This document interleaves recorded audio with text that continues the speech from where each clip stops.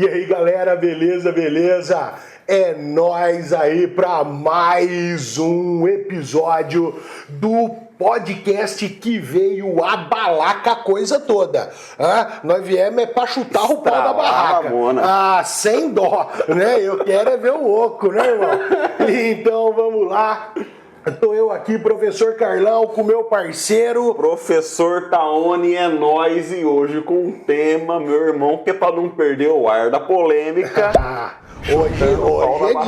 Hoje é dia, vamos falar dessa onda mundial da galera resolver reescrever a história, não é isso? Vamos falar desse povo colocando fogo aí nas estátuas aqui no Brasil do Borba Gato. Garoto. Mas antes, como dizia antigamente, vamos faturar.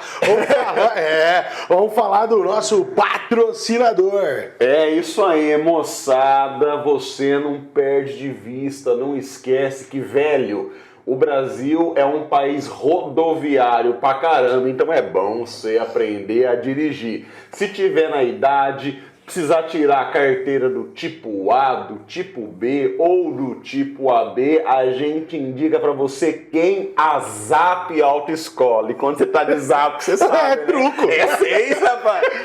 Aqui, ó, Zap Autoescola, lá na cidade de Garça, aqui na região de Marília. É uma autoescola show de bola.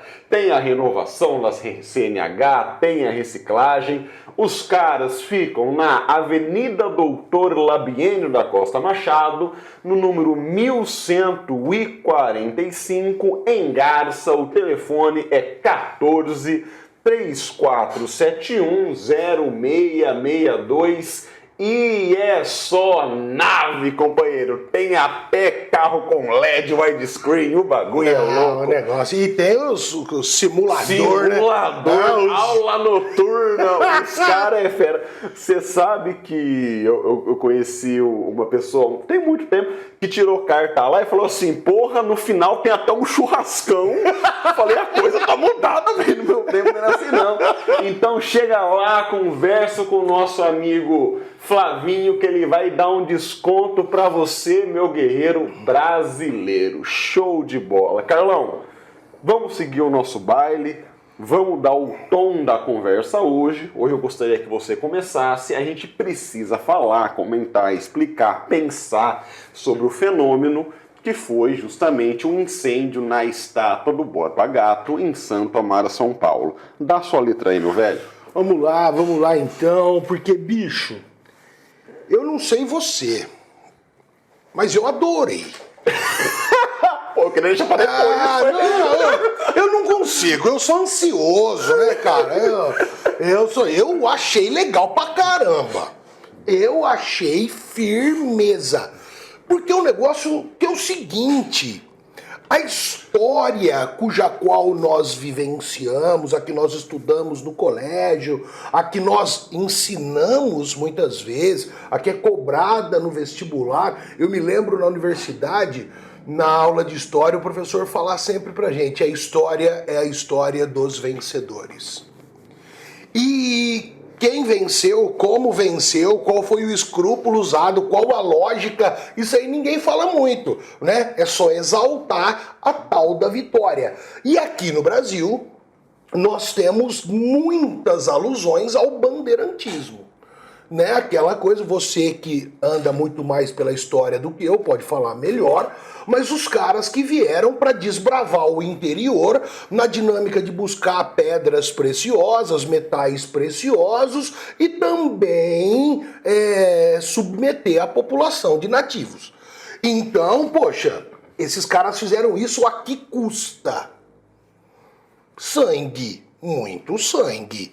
E de repente, estamos aí vivendo no Brasil uma onda de manifestações que obviamente são estimuladas por conta do governo, né? O governo ruim, uma dinâmica de pandemia ruim, já falamos disso num outro episódio e tal, e a galera começa a ir pra rua, que é uma coisa que me preocupa muito.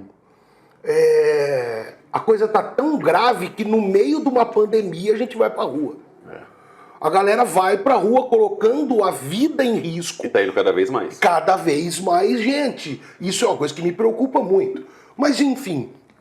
E, de repente, dentro do ato, não dá pra falar que foi sem querer, que foi uma coisa, um estampido, porque os caras estavam municiados pra fazer a parada, encheram de pneu, tacaram combustível e fogo. Até teve um camarada, você vê o vídeo, tem um camarada que começa a pegar fogo, ele tá lá em cima ainda. Não sei se você viu. E o cara tem que sair no pinote, senão ele queima. Ele tava colocando os pneus. Caramba. E os caras meteram fogo. Né? Puta risco, negócio perigoso pra caramba. Mas enfim, o mundo assistiu isso várias vezes. Várias vezes. Nós vimos a derrubada do Muro de Berlim, derrubada da estátua do Stalin, derrubada da estátua do Saddam Hussein. Então, poxa, são momentos e movimentos importantes. Teve uma parada agora, não vou lembrar onde, nos Estados Unidos, mas eu não lembro exatamente onde, que também rolou um lance com uma estátua. Nos Estados Unidos? Eu não tô conseguindo lembrar agora, foi... Enfim, vamos ver se eu lembrar e eu falo. Enfim, mas eu acho interessante. Acho interessante porque é a ideia de que a história é viva, né, mano? Não, sem dúvida. A história é viva e, de repente, releituras, novos processos levaram as pessoas a se manifestar. Eu sei que é meio broxante começar falando desse jeito, mas eu achei muito legal. Eu também. Eu achei muito legal. Porque os caras falam, não é assim, você não vai ficar colocando essa história mentirosa na minha goela pra sempre. Eu não vejo a hora dos caras mudar o nome da rodovia dos Bandeirantes. Eu já pensei muito sobre isso. Demorou. Né, cara? Tanta coisa assim, tanto monumento assim, eu acho que precisamos mudar. Começamos e começamos bem. Bem mais ou menos. Mas começamos. Eu acho, tem uma coisa que é muito legal, assim. Eu acredito que quando a gente olha para um objeto, a gente pode começar a olhar para esse objeto tentando descortinar, tentando enxergar nele uma coisa de essência. Quer dizer, o que um objeto tem de essencial? Se você consegue responder essa pergunta, você consegue entender para que ele veio ao mundo, para que ele serve. É claro, por exemplo, uma cadeira. Essencialmente ela serve para sentar, mas pode ter uma cadeira elétrica, pode ter uma cadeira de tortura, pode ter uma cadeira erótica. Esses dias eu tô indo dar aula, eu vi lá na placa do motel, cadeira erótica. Eu falei, nossa senhora, esse mundão... Achei que você ia falar que tinha ido no motel. Esse mundão tá avançado. Não, larga a mão, rapaz. Então, olha aí que coisa muito louca. Por que eu acho que a gente precisa de olhar para o objeto monumento num sentido, digamos, essencialista, de procurar um porquê? Um monumento é construído, é erigido, é erguido, é muitas vezes tombado por um patrimônio, ou seja, se torna uma coisa, digamos, efetiva na paisagem, porque ele tem a função de perpetuar o prestígio de um personagem, de um momento, de uma ideia ou de um grupo. Então veja bem, na década de 1930, ergueram no alto do Maciço da Tijuca uma estátua do Cristo Redentor. Puta que pariu, e aquilo é tombado, aquilo não pode ser mexido. Por que a estátua do Cristo Redentor não corre o menor risco de ser incendiada? Porque independentemente da sua religião, ou da sua filosofia, ou do seu modo de enxergar o mundo, a figura de Jesus Cristo, enxergar de maneira essencial, é uma figura que prega paz, harmonia, igualdade, reflexão, ajuda, doação. Não tem por que alguém querer incendiar uma imagem de Jesus. A chance é muito menor, mas tem uma coisa legal, como você falou agora há pouco, esse evento de você ter, entre muitas aspas, atos de vandalismos em monumentos que compõem a paisagem urbana, é uma coisa que vem acontecendo e vem acontecendo cada vez mais. Eu me lembro muito bem, muito embora eu ainda fosse uma criança, que quando nós tivemos a virada de 1999 para 2000, de maneira, digamos, grosseira, comemorou-se os 500 anos de Brasil. Eu não sei se você lembra desse episódio, era uma espécie de um obelisco que tinha tipo um relógio de comemoração de 500 anos de Brasil. Se não me falha a memória, esse monumento ficava em Brasília. Aí, maravilhosamente, algumas lideranças indígenas reuniram-se e fizeram um protesto, deram uma flechada no relógio. Você lembra disso? Falou assim, ô companheiro, como assim 500 anos de Brasil? Antes dos 6, tinha uma galera trabalhando, fazendo civilização, fazendo festa, fazendo grupo, produzindo cultura, produzindo música, produzindo cidade, produzindo agricultura. Então veja, este ato de destruição de um símbolo também está carregado de um simbolismo muito forte, que é uma tentativa de recontar um trecho da história por um outro ponto de vista, não é? Por quê? O que é uma história? Isso a gente aprende em casa desde pequeno. A história é a narrativa sobre um fato pretérito. Só que você pode narrar a partir de vários pontos de vista, e vários pontos de vista vão justamente sinalizar diferentes, digamos, jeitos de viver aquele mesmo trecho de passado.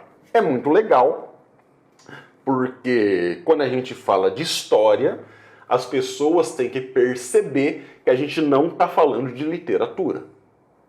E qual que é a diferença essencial entre as partes? Literatura é uma maneira de fazer arte, e uma das maneiras mais bonitas. E a arte não tem compromisso nenhum em produzir conteúdo atrelado à realidade objetiva, não é para isso que ela serve. A arte serve para produzir afeto, não serve para produzir xerox da realidade. Todo mundo sabe disso. Veja aqui, ó, que maravilha, na nossa bancada. Nós temos, por exemplo, um monumento que é a Mão da América, em homenagem ao livro As Veias Abertas da América Latina, do sensacional Eduardo Galeano, e nós temos alguns bonequinhos do Harry Potter. Harry Potter, literatura. Eduardo Galeano, história. Então, quando a gente está falando de história, a gente está falando de uma ciência. E no que consiste a ciência histórica? Consiste em reconstituir o passado a partir de documentos que comprovam a reconstituição. E é muito fácil de fazer analogias. Como que a gente sabe que 1964 foi um golpe militar com apoio civil? Porque existem documentos históricos que comprovam que havia apoio civil e que o poder foi tomado e que o Congresso foi fechado. Como é que a gente sabe que entre 64 e 85 houve 17 atos institucionais? Porque existem 17 documentos de atos institucionais. Como é que a gente sabe que em 89 a República foi proclamada sem participação popular nenhuma? Porque isso em documentos que mostram. Então, quando a gente está falando de história, falando de uma ciência, é bom saber disso, você está me entendendo? E o que a gente sabe, o que é historiograficamente provado em relação a Manuel de Borba Gato?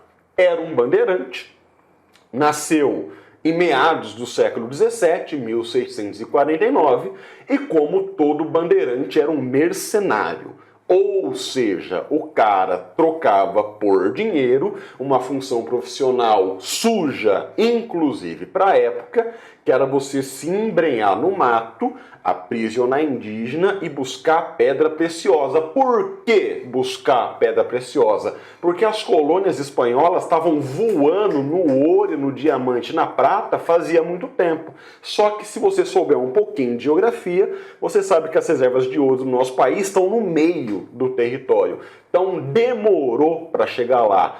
Quem chegava lá era justamente esse pessoal bandeirante. Do ponto de vista documental, existe alguma coisa provando que o Borba Gato matou indígena?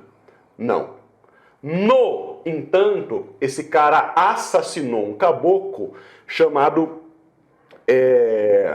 Rodrigo. Um ser que era membro de capitania. Fugiu o nome dele agora, mas eu vou lembrar. E ele ficou 15 anos desaparecido. Quando ele voltou do desaparecimento, ele ganhou 2 cargos. Cargo de capitão do mato e cargo justamente de superintendente das minas. E ele era também genro de Fernão Dias, esse documentalmente provado um assassino de indígena. Então, muito embora não seja possível dizer de maneira, digamos, a provar que era um cara associado a atividades de violência, todo o contexto que ele está inserido enseja uma noção que a probabilidade de ele ser mais um dessa corja é muito alta. Na verdade, fazia parte da atribuição, né? Eu acho que justamente a atribuição do bandeirante, o bandeirantismo, era submeter, dentre as atribuições, buscar pedras e metais preciosos, mas submeter indígenas. E isso não se faz, não tem como você fazer isso na base do amor. Né? Não tem jeito de você chegar pro cara e falar, vou te escravizar. Vem tudo com bem. nós. Beleza. Demorou então. Né? Isso não vai acontecer. Né? Você pode até falar pra mim que você convence um ou outro de alguma coisa ruim, mas convencer nações, convencer povos, isso não acontece. Então, esse submeter pessoas é por base de violência. Então, acho que é uma coisa bem tranquila. E aí, eu vou passar para você fazendo uma pergunta, que é o seguinte. No quarto centenário da cidade de São Paulo, foi inaugurado o principal monumento de prestígio à atividade bandeirante que se tem conhecimento no nosso país, que é o Monumento às Bandeiras, no Parque do Ibirapuera, de um artista plástico famoso chamado Victor Brecheret. É muito legal, porque esse monumento é uma cena explícita de trabalho escravo indígena, explícita. Não tem como não ver, a não ser que você seja muito, muito, muito ingênuo.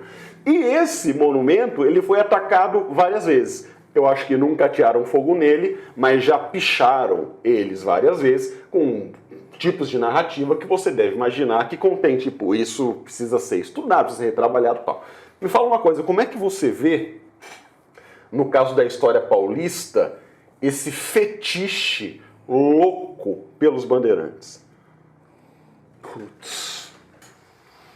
Bateu doído, hein?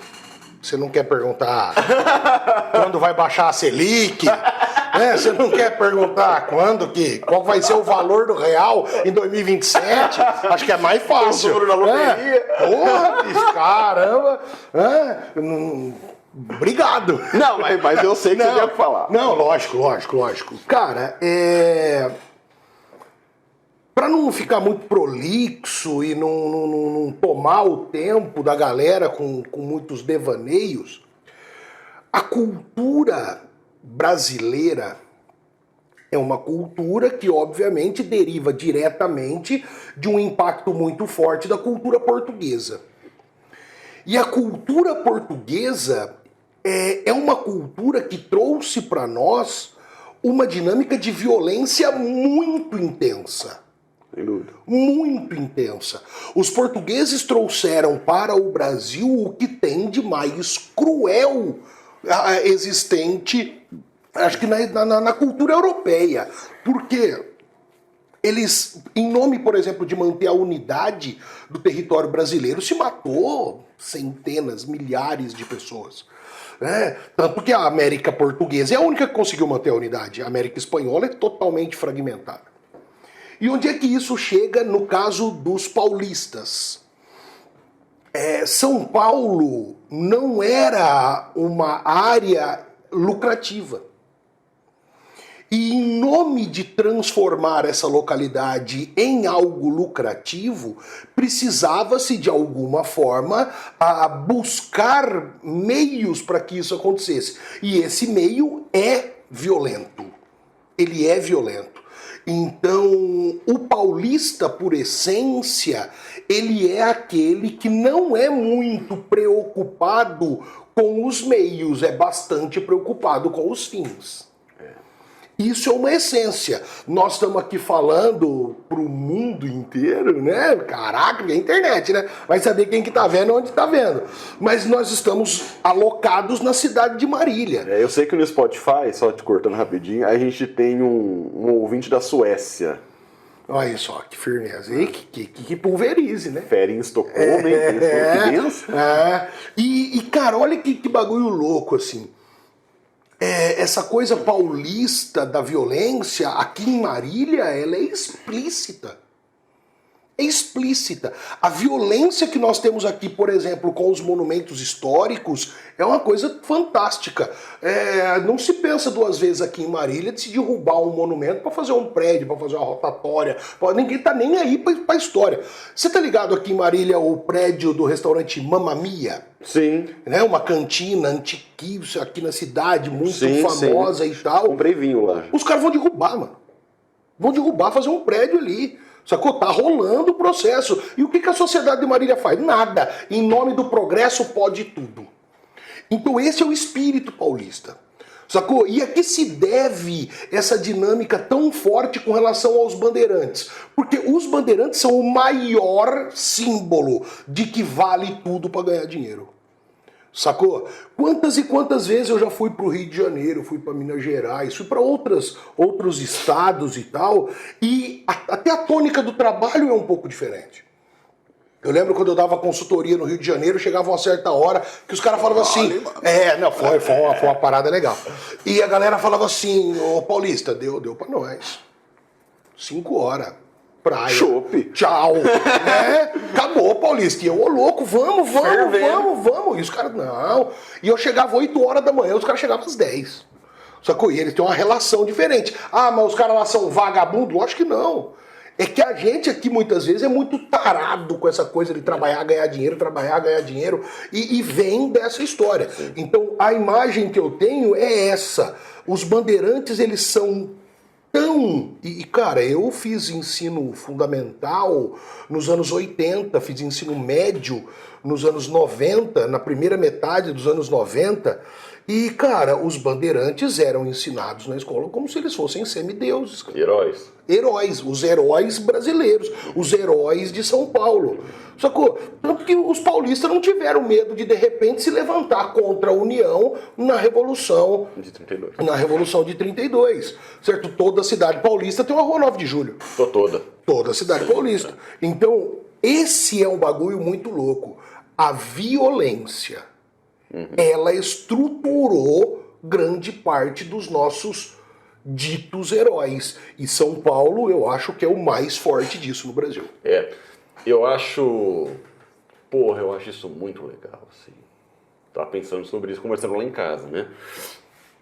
Como a Lorena, ela é de uma área que tem como objeto, entre outras coisas, o patrimônio, ela não curtiu o lance do Borba Gato. Falei assim, puta, eu de repente tô expondo minha companheira aqui, mas é pelo bem da ciência.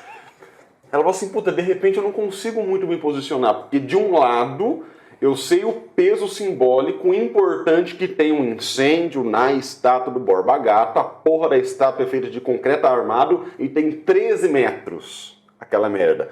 Por outro lado, eu acho complicado, porque do ponto de vista patrimonial, isso está errado. E aí, se você, de repente, é uma pessoa que tem assim um apreço maior pela discussão patrimonial de um país, é muito mais provável que você fique muito dividido. E note bem, eu não estou fazendo uma crítica. Você sabe por quê? Puta, isso é do caralho.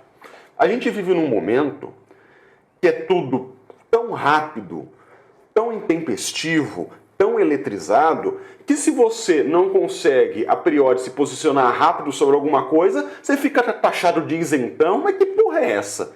Agora você não pode ter mais tempo para refletir, para pensar, para ruminar as ideias, para decantar, não sei o quê. Então, por que eu estou falando isso? Porque um futuro possível para demais monumentos que consagram atos de violência, injustiça, trabalho escravo, qualquer tipo de, digamos, de problema social, é você atrelar ao documento uma belíssima de uma soberba placa, por exemplo, falando a verdade. Olha aí que coisa louca. Em São Paulo existe um museu muito importante que é o Museu do Ipiranga, ou Museu Paulista, onde se tem, por exemplo, a cripta, os restos mortais de Dom Pedro II, onde tem, por exemplo, aquele quadro super histriônico do Pedro Américo, que é o quadro da Independência, Museu Paulista. Para que foi construído o Museu Paulista na década de 20? Para consagrar a imagem de São Paulo como o estado que é a locomotiva econômica do país. Muito bem, quando você entra na porra do museu, a primeira estátua que você vê é uma gigantesca estátua feita em mármore de Fernão Dias. Tem outras. Tem Anhanguera, tem Raposo Tavares, tem talvez o pior deles, Domingos Jorge Velho, não é? O assassino de Zumbi dos Palmares. Então, é muito louco, porque, veja, quando São Paulo está vivendo um contexto entre os anos 10 e os anos 20, de aos poucos ganhar, digamos, um tipo de protagonismo econômico no início da vida republicana, São Paulo se vê diante de um conflito que é o que nós somos, que é uma discussão identitária. A maneira de responder essa pergunta foi a maneira mais conservadora possível. Em vez de somos mestiços, somos antropofágicos, somos uma vanguarda ressignificada, como tentou fazer o movimento modernista, não. Do ponto de vista institucional, somos herdeiros de um jeito de fazer sociedade glorificada pelos bandeirantes. Aí é a rodovia dos bandeirantes, aí é o monumento às bandeiras, aí é a rodovia Anhanguera, aí é a rodovia Raposo Tavares, e não falta exemplo. Você está entendendo? Eu acho que o caso do Borba Gato, paixões à parte, todo mundo tem o direito de comemorar ou não comemorar, mesmo porque não botaram fogo em alguém, né? Botaram fogo numa quantidade de concreto. Esse tipo de episódio, eu acho que o mais valioso dele é que ele desperta uma conversa interessante. Mas eu vejo algumas coisas assim bem fortes com relação a isso. A gente reconhecer o valor do patrimônio histórico, dos monumentos, reconhecer a sua relevância, eu acho isso bastante importante. Todavia, uma coisa é nós executarmos a discussão no âmbito científico. Historiográfico, o valor da história, as releituras possíveis, tudo isso é muito racional. Outra coisa é eu mexer com a emoção de pessoas. Um movimento que leva pessoas às ruas para colocar fogo, para derrubar uma estátua, para fazer coisas desse tipo, é um movimento de paixão. Não é um movimento científico, não é um movimento racional. É um movimento onde, de repente, alguém que não aguenta mais ser oprimido grita. E esse grito pode parecer violento, né? Então, derrubar a estátua do Borba Gato, pôr fogo, né? Que não foi derrubado, pôr fogo na estátua. Aliás, algumas pessoas que estavam envolvidas na articulação do negócio estão sendo presas aí, né? Tá rolando perseguição. O grupo deu a autoria, né? É um grupo chamado Revolução Periférica, se não me engano, né? E os caras estão sendo perseguidos aí, vai ter gente sendo presa e tal. Agora, eu acho que é importante a gente olhar, e eu vou fazer uma analogia bem esdrúxula. Você falou, por exemplo, começou falando sobre a estátua do Cristo Redentor. Já foi lá? Já. É muito legal, maravilhoso. Né, cara? É um negócio inesquecível. É apaixonante. Voltaria lá agora, se eu pudesse. É uma coisa muito, muito boa.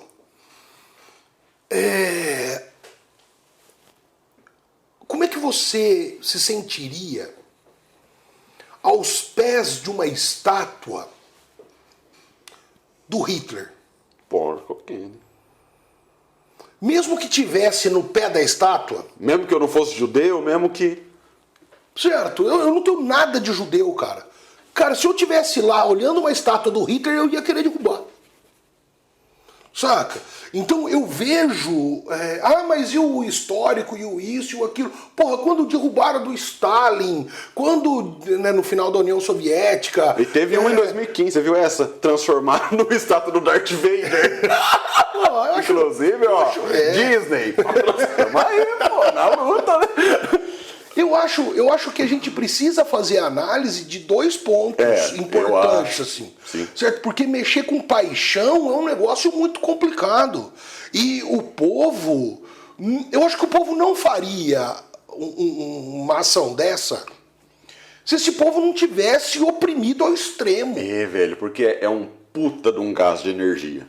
É muita... A população tá fundida demais, cara. Sabe, é desgraça em cima de desgraça. E você não vê saída. Sacou? Você não vê saída, certo? Eu vou fazer um outro comentário. Eu até mandei pra você no Instagram, não sei se você viu. Tem uma imagem que aparece uma mão maléfica, assim, né? Com unhas demoníacas, pá. O antebraço tá decorado com a bandeira LGBTQI+. Certo? E essa mão tá indo pegar uma família. Um homem, uma mulher e duas crianças, um menino e uma menina. Assim. Então essa mão vai destruir a família. E aí aparece alguém, pá, segurando. E essa imagem está sendo amplamente veiculada e tal. É a mesma imagem que os nazistas usavam, só que ao invés do LGBT era a bandeira de Israel. Entendi. Era a estrela de Davi. Olha que bagulho louco. Saca? Então, porra, nós temos simbologias extremamente opressoras acontecendo agora. Gente valorizando símbolos que querem matar pessoas. Que são genocidas. Já mataram. Né? Certo. Então, porra, nós não podemos... eu entendo a questão do patrimônio e realmente é uma coisa que pega em mim, porque eu gosto pra caramba. Todavia, eu entendo aquela galera. E eu disse no começo e falo de novo. Achei legal pra caralho. Porque é o povo gritando. Certo? É o povo tomando o seu espaço. Eu acho isso muito legal. Certo? O povo tem que participar da história. A história só vai ser de verdade quando o povo tiver inserido nela, mano. As pessoas têm que inserir. A sua vida não pode ser feita. Sua vida não é feita pura e simplesmente daquilo que os vitoriosos falaram.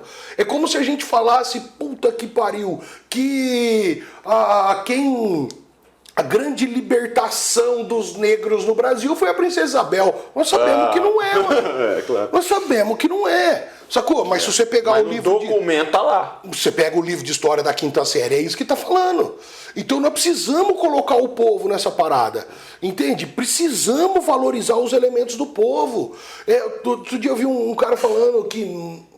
por que dia da consciência negra? Temos que ter o dia da consciência humana. Dá vontade de olhar pro cara e falar, vá tomar no seu cu, rapaz. Pra puta que te pariu. Não aí tem. Burro na cadeira. Não tem jeito, cara. Não tem jeito. Porque, bicho, na história, quem é que foi oprimido? Nós temos aí os brancos oprimidos em algum momento, em algum lugar? Nunca, a não ser por eles próprios. Certo? Então, porra, é importante a gente colocar, inserir as pessoas. Sacou? Eu tava na casa dos avós da minha esposa, assistindo a abertura da Olimpíada. Uhum. E aí apareceu a bandeira da Libéria. E aí o vô falou assim, rapaz, nunca tinha ouvido falar desse país. Eu falei, vô, você sabe como é que surgiu esse país? Você tá ligado que a Libéria é um país que foi construído a partir de uma determinação estadunidense de pegar os pretos que nos Estados Unidos que não seriam mais escravizados e jogar na África. Então, como não dava pra achar onde tinha sido, vamos pegar um lugar aqui e vamos pôr esses caras, sacou? E ainda incidindo com um poder fudido em cima daquela área. E eu contei rapidamente pra ele e tal, porque aí ele falou, puta, que coisa horrorosa. Se nós não começarmos a dar espaço pro povo se colocar na história, vamos continuar tendo esses movimentos, cara. Uhum. Porque violência gera violência. Lembra quando a mãe falava brincadeira de mão não dá certo? É isso aí, cara. Soquinho, vai dar socão. Vai dar socão. E quando... Você sabe disso melhor do que eu. Quando um povo se levanta, ninguém mais segura. É claro. Que é a massa, né? E o povo brasileiro demorou para levantar. Mas eu acho que não tá muito longe, não. Só que eu não sei para que lado vai, porque aí, bicho, não tem direção. E é imprevisível, né? Você não tem direção, não tem como saber o que vai dar. Então, se você acha que é importante preservar algumas coisas, insira as pessoas. As pessoas têm que ser inseridas na história. Para a gente finalizar, eu acho que também temos de finalizar, né? De fechar a tampa. Eu lembro que...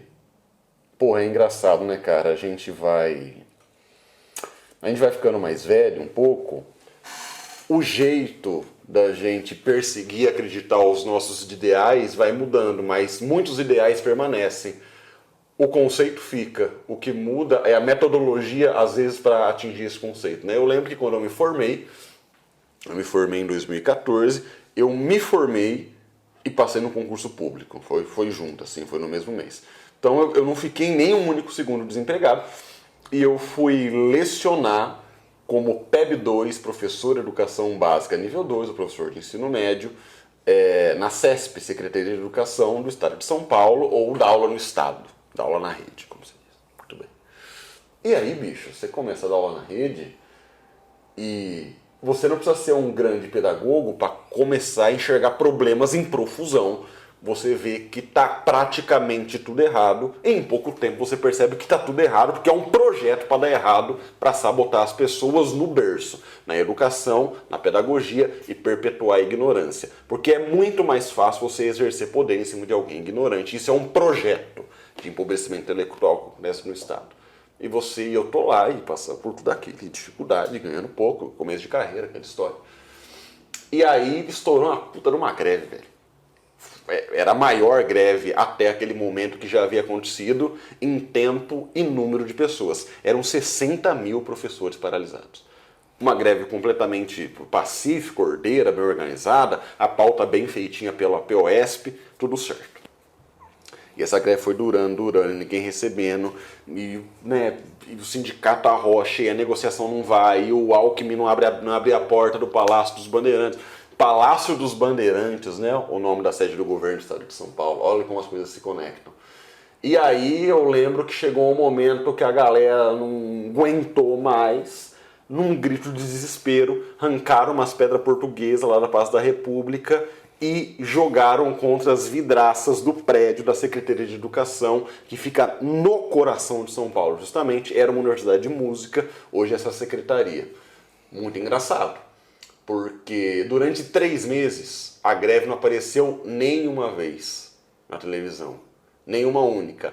Mas durante 5 minutos, onde resolveram, como um ato de protesto, quebrar alguns vidros de um prédio público, isso ganhou uma reverberação tal na mídia que foi o suficiente para tirar todo o prestígio da greve e fazer com que a greve acabasse sem pauta nenhuma resolvida e negociada. Por que eu estou falando isso? Você já deve ter percebido, essa história do Borba Gato vai ser usada e vai ser deturpada para condenar pessoas. Sim. E eu não estou falando do ponto de vista de condenar as pessoas que botaram fogo. Não é isso. Não, é qualquer movimento popular. Exato. É a condenação do movimento popular. Porra, você tá vendo onde que dá movimento popular? Não dá em nada, dá em botar fogo em estátua, o patrimônio, blá blá blá blá blá blá. Então a gente já tá aqui fazendo uma antivisão óbvia, que muito embora esse gesto esteja imbuído de um conjunto muito complexo e justo de significados, ele vai tentar ser usado como um tiro que sai pela culatra. Sem dúvida. Porque, infelizmente, a mídia dominante do nosso país não tem compromisso com a verdade, tem compromisso com o poder. E as coisas são bem diferentes. É isso aí, vamos passar régua porque... Achei bom pra caralho. Eu só quero fazer movimentos para mudar o nome do palácio, mudar o nome da rodovia, não é acabar com esses negócios, não é tirar os bandeirantes da história, não é tirar elementos da história, é colocar no seu devido lugar. Exatamente. Né? Colocar no seu devido lugar, espero que isso aconteça logo. Então, muito obrigado, meu parceiro. Tamo junto. É isso aí, galera. Você que tá curtindo o nosso trampo, pode mandar mensagem pra gente, quer mandar um tema, pode mandar no YouTube, pode mandar lá no Instagram, pode conversar com a gente. E se você quiser aí colocar sua marca, colocar sua logo, colocar o seu produto aqui, vamos trocar ideia que estamos abertos para negócio, né, meu irmão? E o mais legal, quer vir aqui, vem aqui, grava com nós, vamos trocar uma ideia, de repente você tem uma profissão, uma atividade, uma visão de mundo, um pensamento, você quer compartilhar, é nóis, chega junto, vamos conversar, que esse é o muito barato. Beleza, galera, muito obrigado, até a próxima, falou! Valeu!